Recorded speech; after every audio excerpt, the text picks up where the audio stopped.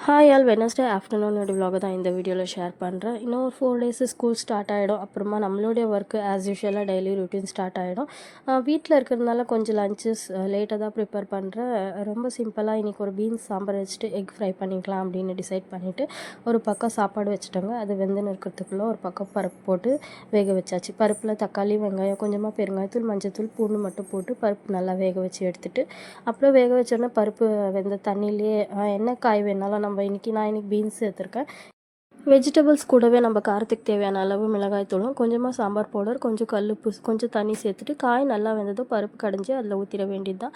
காய் ஆல்ரெடி வெந்திருக்கிறதுனால இப்போ புளி தாராளமாக சேர்த்துக்கலாம். கொஞ்சோண்டு ஒரு சின்ன கொட்டை சைஸ் புளி சேர்த்துட்டு நல்லா பச்சை வாசனை போகிற வரைக்கும் கொஞ்சம் நேரம் மூடி வச்சுட்டு அப்புறமா சாம்பார் தாளித்து இறக்குனீங்கன்னா ரொம்பவே டேஸ்ட்டாக இருக்கும்.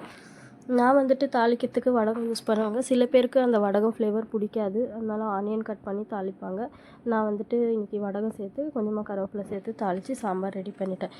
இன்னொரு பக்கம் சைட் டிஷ்க்கு எக்கு செஞ்சிடலாம் அப்படின்னு வீட்டில் 3 எக்கு தான் இருந்துச்சு. சரி அதையே சேர்த்துட்டு வேக வச்சிடலாம் அப்படின்னு எக்கு நல்லா வாஷ் பண்ணிவிட்டு ஒரு பாத்திரத்தில் சேர்த்துட்டு அதுக்கு தேவையான அளவு தண்ணி சேர்த்துட்டு கொஞ்சமாக சால்ட் சேர்த்துட்டு வேக வச்சிடணும். ஒரு 15 மினிட்ஸ் வந்துச்சுன்னா எக் நல்லா வெந்துடும். அப்புறமா அதோடைய தோலெல்லாம் எடுத்துட்டு நான் சும்மா சிம்பிளாக தாங்க ஃப்ரை பண்ணேன். ஏன்னா பசங்களுக்கு காரம் ரொம்ப பிடிக்காது. அதனால வெறும் மிளகாத்தூள், மஞ்சள்தூள், சால்ட் மட்டும் கொஞ்சமாக சேர்த்துட்டு எக் ஃப்ரை பண்ணிவிட்டு இறக்கும் போது ஒரு டேபிள் ஸ்பூன் பெப்பர் பவுடர் மட்டும் ஆட் பண்ணிக்கிட்டேன். லைட்டாக காரம் உரைக்கட்டும் அப்படின்னு.